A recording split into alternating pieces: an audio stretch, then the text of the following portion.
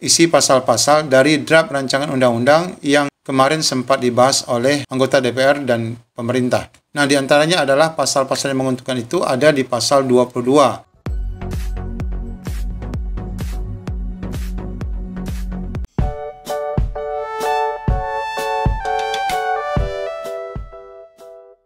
Assalamualaikum warahmatullahi wabarakatuh. Apa kabar Bapak Ibu semuanya? Di video kali ini kita akan mencoba mengintip isi Undang-Undang ASN yang baru, di mana kita akan cek pasal-pasal yang menguntungkan rekan-rekan semua. Sebagaimana kita ketahui dengan disahkannya RUU ini menjadi undang-undang, maka ASN, PNS, dan P3K kini menjadi setara. Untuk info lengkapnya ikuti video ini sampai selesai. Baik Bapak Ibu, kita baru saja mendengarkan dan mengikuti proses pengesahan rancangan undang-undang ASN ya Bapak Ibu, di mana itu mengatur perubahan atas Undang-Undang Nomor 5 Tahun 2014 tentang aparatur sipil negara yang sudah pun disahkan baik di tingkat 1 beberapa waktu yang lalu dan kemarin 3 Oktober di tingkat 2. Artinya dengan disahkan di paripurna maka sahlah Bapak Ibu rancangan undang-undang ini menjadi undang-undang bagi kesejahteraan ASN. Nah, Bapak Ibu, kita belum mengetahui nomornya berapa ya untuk undang-undang terbaru ini. Namun di sini Bapak Ibu kita akan melihat nanti beberapa cuplikan ataupun isi pasal yang menguntungkan Bapak Ibu semuanya. Meskipun yang akan kita tunjukkan ini adalah draft awal saat pembentukan dan pembahasan RUU ini. Di laman PAN-RB sendiri di sini disebutkan bahwa dengan RUU ASN disahkan, daerah 3T bakal lebih mudah dapat ASN. Resmi tak ada PHK massal untuk tenaga honorer. Ini jelas Bapak Ibu ya. Kemudian juga disampaikan bahwa nanti Bapak Ibu setelah undang-undang ini disahkan akan disiapkan PP ya. Nah, di sini kita lihat PNS dan P3K sudah mulai setara, di mana nanti akan ada PP khusus untuk PNS dan P3K. Nah, di samping itu dengan adanya undang-undang yang baru ini, maka tidak ada lagi istilah si A itu honorer dan si B PNS serta si C P3K. Jadi semuanya sudah dianggap sama ya Bapak Ibu. Nah, semua penjelasan itu tentu saja nanti akan ada di dalam undang-undang terbaru ya yang disahkan, namun kita belum mengetahui dan mendapatkan secara detail isi undang-undang yang baru karena tentu saja ini belum disebarkan. Namun di sini Bapak Ibu kita akan membacakan dan mengintip Bapak Ibu isi pasal-pasal dari draft rancangan undang-undang yang kemarin sempat dibahas oleh anggota DPR dan pemerintah. Nah, diantaranya adalah pasal-pasal yang menguntungkan itu ada di pasal 22. Di mana ketentuan pasal 22 ini diubah sehingga berbunyi sebagai berikut, bahwa P3K di sini ya, P3K memperoleh gaji, tunjangan dan fasilitas.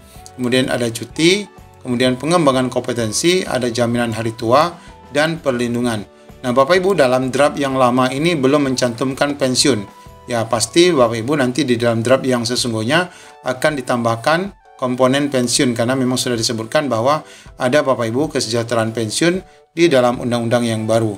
Kemudian Bapak Ibu ada lagi pokok-pokok penting yang termuat di dalam draft yang lama ini, dan tentu saja kita berharap ini masih akan ada di dalam undang-undang yang baru, yaitu di pasal 131 dan 132 Bapak Ibu, di mana itu disisipkan satu pasal. Nah, tentu saja nanti dalam urutan pasal di undang-undang terbaru tidak lagi ada 131A ya, tetapi sudah akan diurut. Ini kan masih disisipkan karena dalam draft.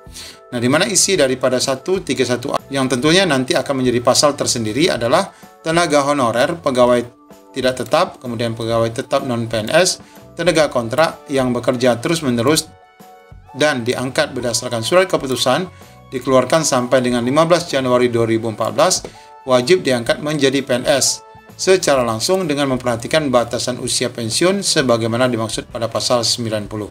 Nah, Bapak Ibu dalam pembahasan undang-undang yang baru kita akan terus memantau apakah memang bahasa PNS ini akan tetap ada atau bisa jadi ini akan dirubah menjadi P3K ya. Karena memang syarat untuk menjadi PNS ini sepertinya pemerintah sangat berat sekali. Nah, untuk penjelasan ini Bapak Ibu ada turunannya yaitu di ayat 2-nya, bahwa pengangkatan PNS sebagaimana dimaksud pada ayat 1 didasarkan pada seleksi administrasi. Jadi Bapak Ibu tidak ada tes lagi juga, ini hanya seleksi administrasi berupa verifikasi dan validasi data.